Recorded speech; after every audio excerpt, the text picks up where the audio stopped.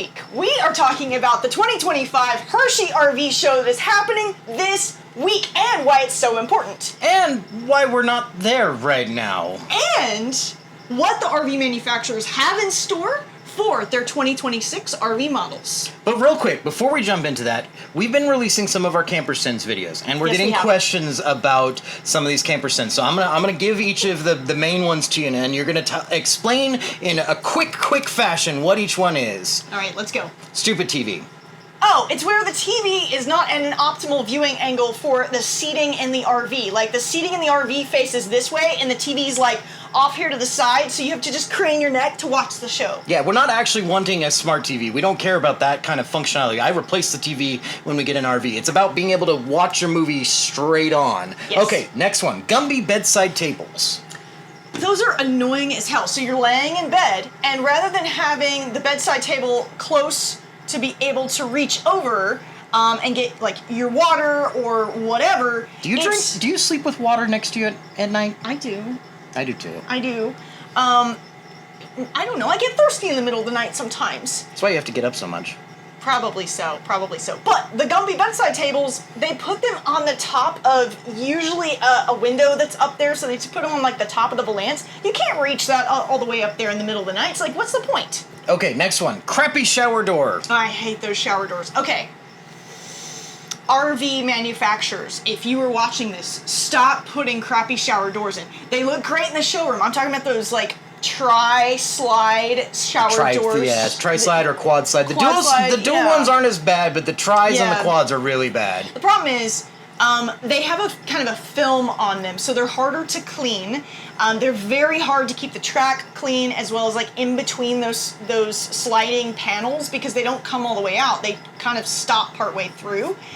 And it's heavy. And so if you forget to lock it down on travel day, or if for some reason you do lock it down, you just hit a really big bump and that lock comes off, you're gonna have a mess of tempered glass just sitting in your shower whenever you get to your spot. I don't know if they're actually tempered glass or not. That'd be an interesting, curious question. Okay, last one. No cup holders. Oh, that's another one. So I love the residential feel of a lot of the RVs. A lot of the manufacturers are really leaning into that residential feel, which is awesome. The problem is, when you're in a house and you have a couch, you generally will have a coffee table next to you, or you'll have a side table next to you. You have a place to put your drinks. In an RV, we don't have that kind of room typically in RVs. And so what we are finding is the manufacturers are putting in furniture that feels very residential and doesn't have a cup holder built into like the armchair, the armrest, But they're also not putting in any kind of solution for if you want to have a drink and you're sitting down, where you put that drink where it's not going to get spilled or be in the way. Now you know what a camperson is. Roll that intro.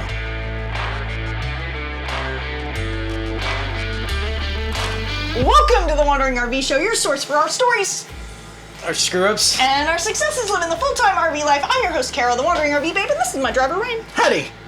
Good to see you. That was a very quick howdy. You know. He normally embellishes the howdy a little bit more than he did just now. But if you're interested in our coming up shows, make sure and hit the subscribe button and the notification bell, so that way you will get notified every time we have a show, because we're going to try to have one once a week, hopefully. We've said this a number of times, and we're so inconsistent with it. We're much more consistent with our short form content, but we're going to try for you guys because you've been asking for it. We even built a nice set for it and everything. We did. We built a lovely set. So now we have to utilize that set. Okay, Hershey RV Show. What about it? What about it? It's important. Why? Well, you keep saying it's important, and I want to know why, because I have a very different opinion. All right. So the Hershey RV Show happens every year, usually about the second week of September. It is when all of the new RVs for the coming year kind of get announced and are starting to become available to the public to either preview and walk through in person, or some of them are available for purchase at the show, which is really kind of cool. Very similar to the automobile industry, where they kind of come out with their next year models partway through the current year. Same kind of deal there. So it's a really good opportunity to preview a lot of the new trends coming out, to preview what's happening with the new models. If there's, just you really like one or two floor plans, but there's a few features that you'd love for them to change. A lot of times you'll see those changes made. You can kind of preview those trends. I think I mentioned that. And get some opportunity for some feedback. So providing good customer feedback and consumer feedback is kind of one of those areas where the RV shows really excel, because you get kind of the marriage of dealers, manufacturers, and consumers all in one place. I disagree. Okay, well, why do you disagree? I think that the problem is it's in September. The new models, if these are previews, the new models release in January. There's not enough time to make a lot of changes. If they really wanted to preview it, it would need to be during the summer, maybe even the early part of summer, because once you're in September, by the time you get all that feedback in, you sort through it, you decide, like, is this really worthwhile? You're already talking like November, and you're not going to be able to make any mass changes to a production line that you're prepping to, that you're already probably working on at this point. So, like, most of the changes that are going to occur, so, you know, when they bring a prototype out, they'll talk about, like, hey, we changed this, we changed this, we changed this, and you'll see that in January. Well, the problem is they've already made all those changes, and so if there's something that you or a bunch of the RV purchaser consumers would like to see change, there's just not enough time. And so that's where you end up with, like, some weird mid-year refreshes and things like that, and that's great. Yeah, it does happen. I appreciate the manufacturers that do that and who actually listened, but something like, so here's a big one. We've been complaining about the Alliance closet for a long time. Oh my gosh, we have. For years we've been complaining because they would have the washer and dryer on separate sides facing inward with your clothes hanging on top of it. So if you actually wanted to do your laundry, you're like underneath all your clothes trying to do this rather than the stackables like what we have. Alliance changed that for all their 2026 models. Yeah. Well, not all of them. Yeah. The Paradigms. The Paradigms, not the others. At least not the. I don't know about the toy hauler line, but definitely not the. Not the Avenue. Yeah, not the Avenue line. Yeah. But they changed that finally. Exactly what we've been asking for years. But that took years. So that's the problem, is like, unless it's something really, really tiny, and even then they're going to have a consensus to agree that change needs to be made before they make it, and I don't see how that happens before January, before a release happens. Well, you also bring up a good point, because you will actually see quite a few prototypes at the Hershey RV Show. So if you go into one and you just fall in love with a feature that particular RV has, and you're like, yes, I want to get that RV, it may not be available when you actually go to purchase that RV, because they might change that feature. We've seen that happen a number of different times. The other thing is... She's got to look at her notes. I do have to look at my notes. What was I going to say? I have no clue. I never know what's going to come out of your mouth. I just keep you on your toes. I know exactly what goes into your mouth. Because I cook dinner. Get your mind out of the gutter. I forgot what I was going to say. But you will sometimes see prototypes at the Hershey RV Show that do not actually translate to the consumer. So it's kind of a go into it knowing that feature may change, especially if it's debuting at Hershey. The other thing is they hold back. That was what I was going to say. They hold back some of their New Year models, and they don't release them generally until the Florida RV Super Show, which happens in January of the next year. They do a lot of that because they're trying to get you hyped up on each individual model, but if you're actually a consumer and you're wanting to buy something based off of what you see at an RV show, wait till Florida, because you might find that there's a better model out there. And again, most people aren't buying RVs during the fall anyways, so it's not like it's designed for that. It's designed for hype, and I'm not here to hype your stuff up. I'm here for you to do what I want you to do for me. I don't think we talked about why we weren't there, though. No, so let's get into why we're not there. Yeah. Why are we not there? We're not there. We had some other commitments this year, and so we had some kind of crazy stuff come up, which is part of the reason why we haven't been super consistent with our long form content either. So our travel plans kind of got really wonky and really derailed. And we had a couple opportunities to go to some places where some folks invited us to come and check out their campground and check out some of the places around their area, and so we opted to do that instead. But yeah, and what I will say, I'm gonna ignore your butt. Yeah, he ignored the butt. Yep.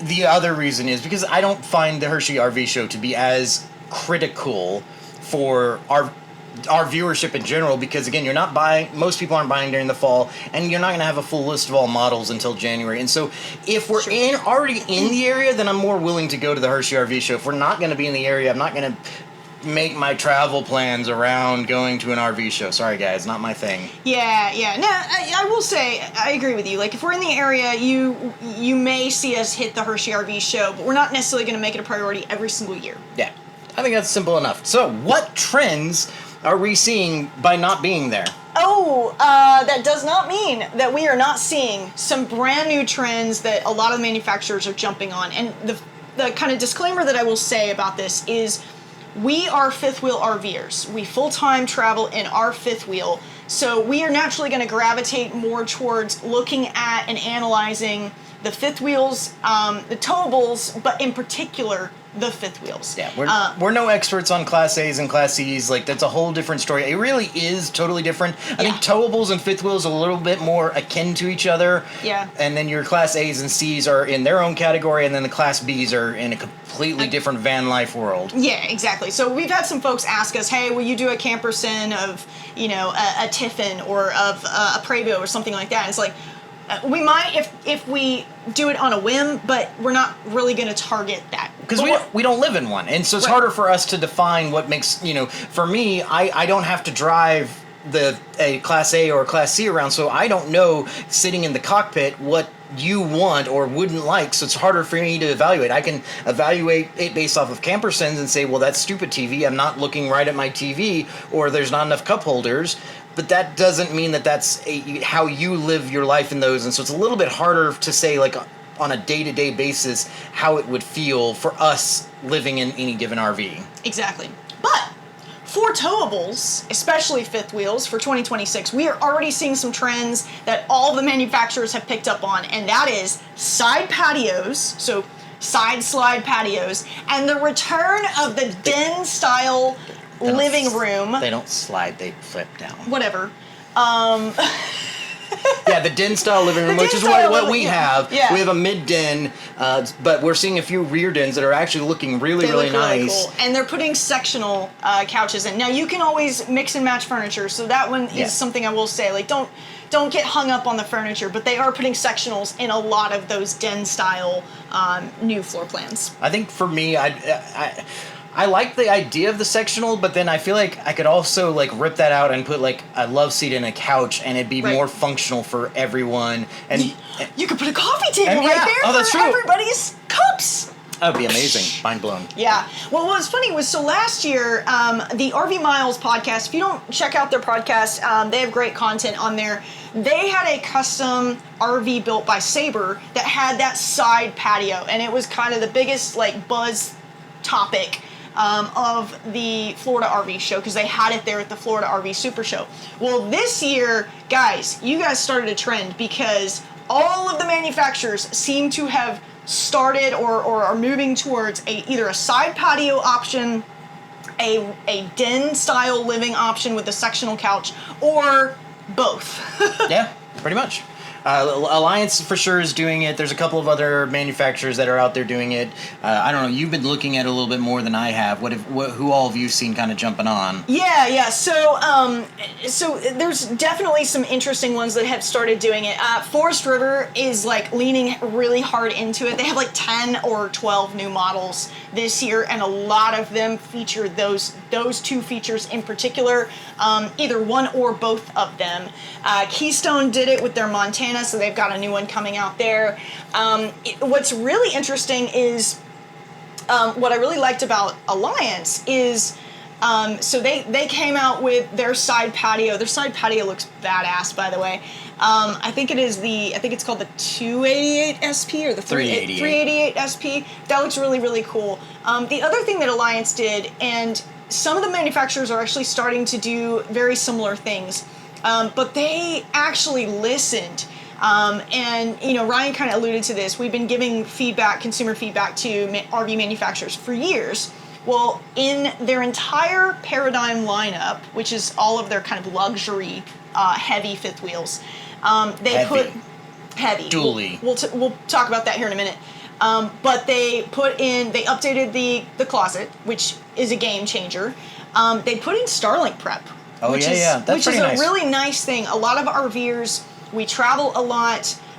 If you use, T-Mobile or Verizon or AT&T, it's going to work in certain areas, and then in other areas it's not going to work. So love it or hate it, Starlink is kind of a tried and true gold standard if you need to stay connected on the road and you're kind of traveling all over the place.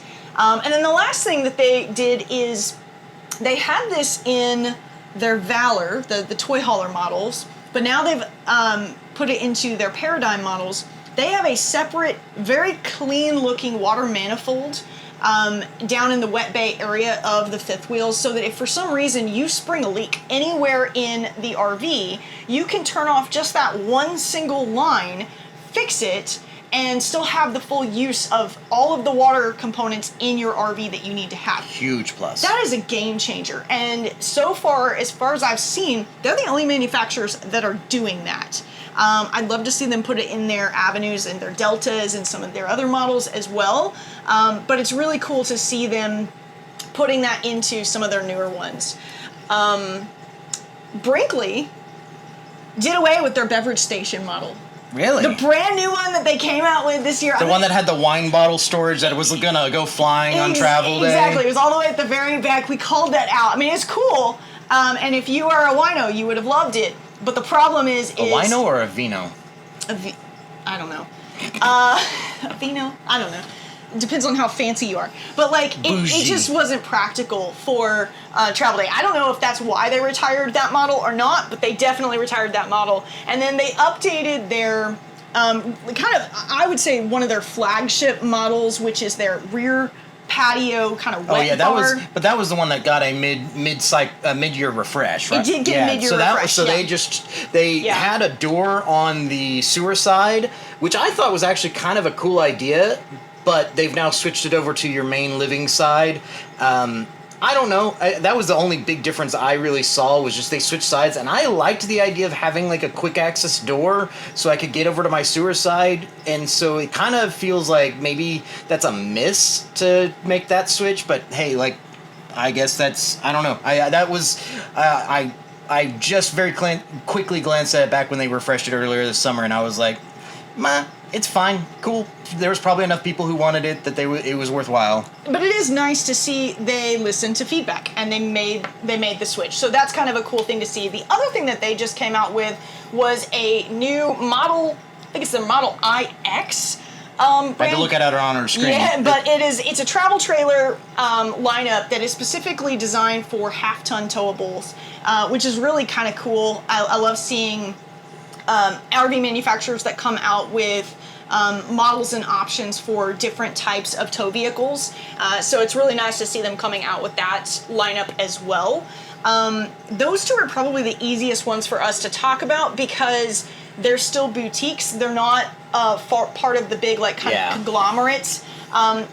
Forest River, I think, is doing some really cool stuff too, but they're doing so many things at once that I haven't had a chance to really research and dig into them. So I can't tell you right now exactly all the cool stuff that they're doing, but I know they're doing a lot of new stuff too. So is Jayco, so is Keystone. They're all going to do stuff. They're all going to show off some cool prototype for Hershey. But that's where, like I said, I think Tampa's going to be more important. That's where we're going to do a lot of coverage because they're going to have more to look at. There's stuff that they'll announce over the next 2 months that, again, won't be shown until January. So for right now, the trends are side patios, back to the den, which I love. I love that, yes. Yeah, I love that den setup. I get it's cool to have that open concept kitchen, living room. It's really nice.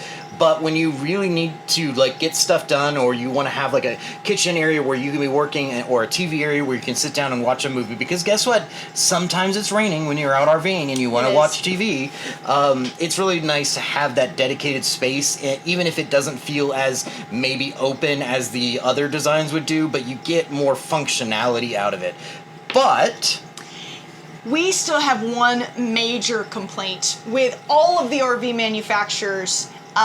It's just another big whiff, and they had the same whiff last year. They're making them too heavy and everything too is long. getting heavier. Everything. I don't know that the length's really the issue. It's everything's getting heavier and heavier. Like length, if you try to lighten up the load, you can maybe capture some of that length and not have it be as long, but everything is getting heavier to where it really is to the point of, if you want a good RV, you pretty much have to have a dually. Like, we've had ours for 4 years, not needed a dually, been perfectly fine. We really love our RV. If somebody would come make this RV again with just some updated features here or there, I'd buy it in a heartbeat. Yeah, and that's the issue, is the pin weight is kind of becoming almost a more critical factor than even the gross vehicle weight of the RV, because the pin weight is so heavy now in these RVs, especially those bigger, like nicer fifth wheels. You know, we're getting into 2,700 pound pin weights and 3,000 pound pin weights. And when you boil that down, you start looking at your tow vehicle. We have a 1-ton 3,500 Ram 3,500 truck. When we start looking at that, because we still only have 2 wheels on that back axle, our tires are actually our most limiting factor.